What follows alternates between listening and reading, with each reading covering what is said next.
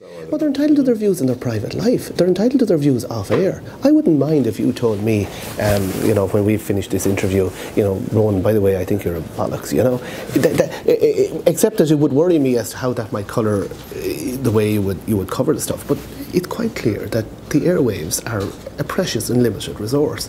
And it's a bit like, was it Ronald Reagan, when the time of the Bill Clinton and Monica Lewinsky affair, somebody said, oh, Ronald Reagan wouldn't go into the Oval Office without putting on his jacket.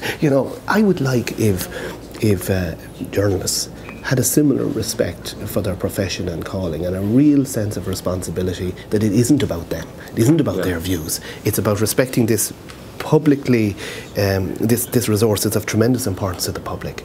And you see, if you look at what happened with the banking crisis, with the Celtic Tiger meltdown and so on, so much of it was related to the herd mentality. And we're seeing the herd mentality on social issues as well. That's all I'm saying. It's not a conspiracy, it's a mentality.